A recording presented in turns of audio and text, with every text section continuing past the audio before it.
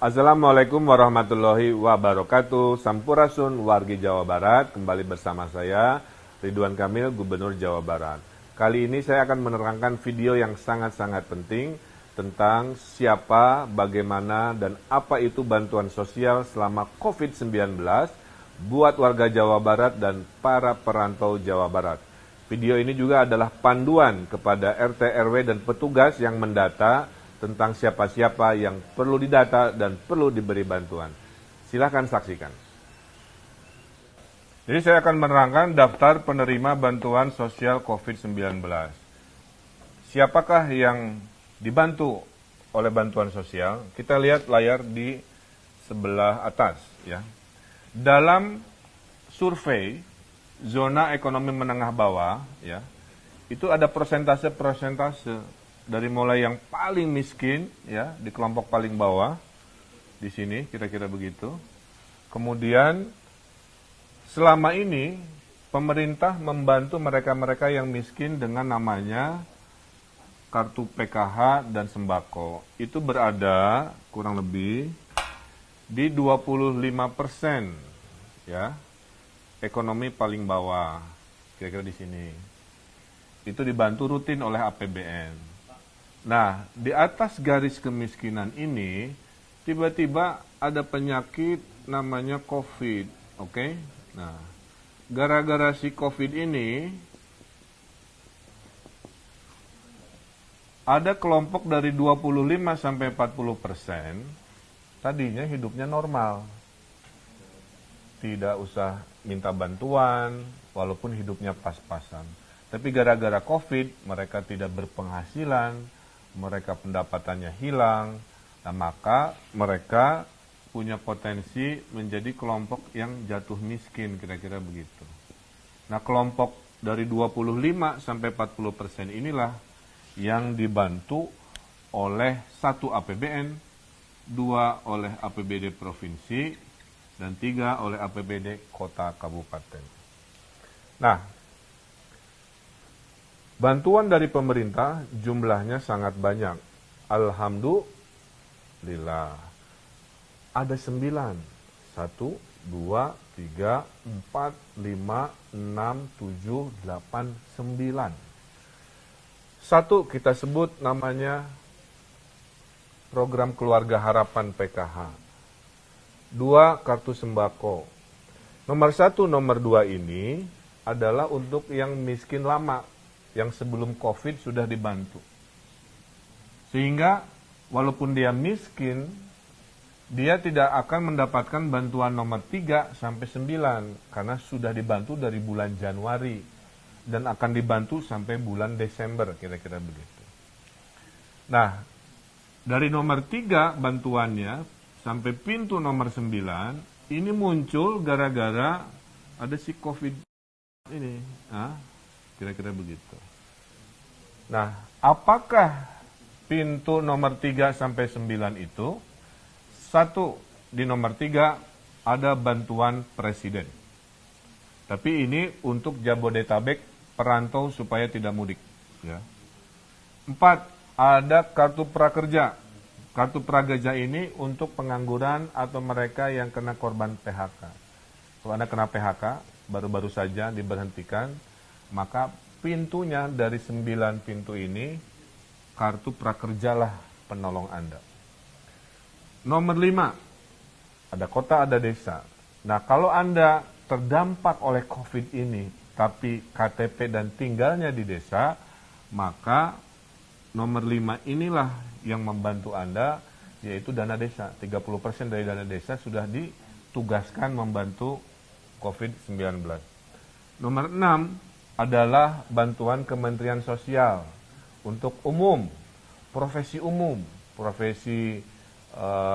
tukang gorengan, profesi supir angkot mungkin, profesi ojek pangkalan, profesi seni, apa yang merasa terkorbankan dan tidak bisa hidup, itu dibantu oleh nomor 6.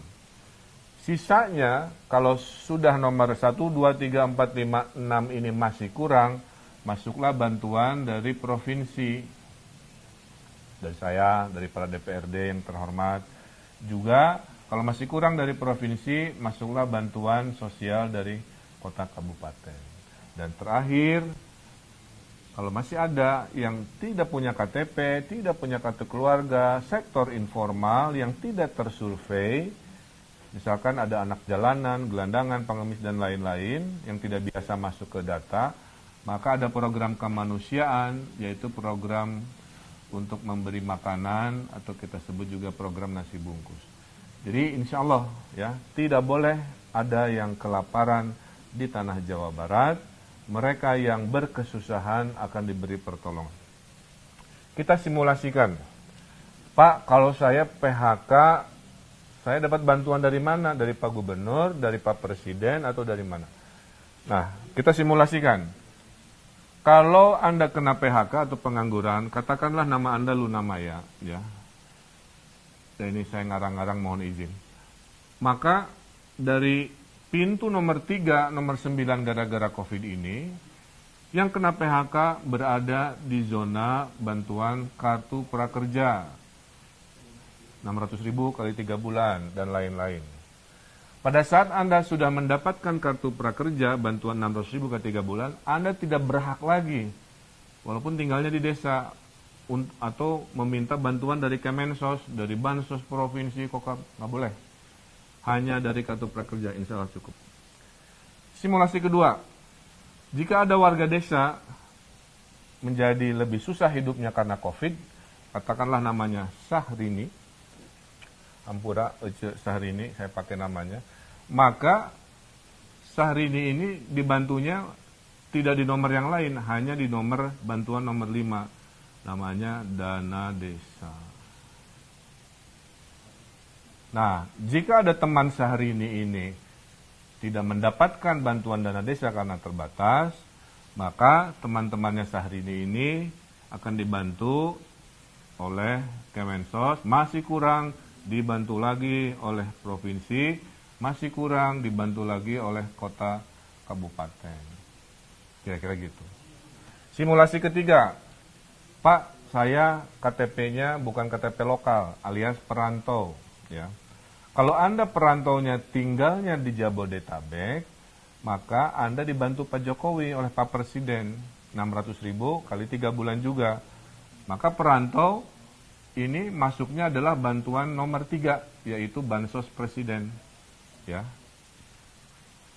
Nah, jadi para perantau Bodebek di Jawa Barat, pintu bantuan Anda jangan yang lain-lain, jangan hanya ke gubernur, bantu di Bansos Presiden.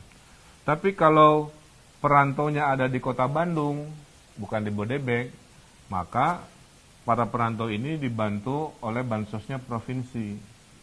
Kira-kira begitu. Clear ya?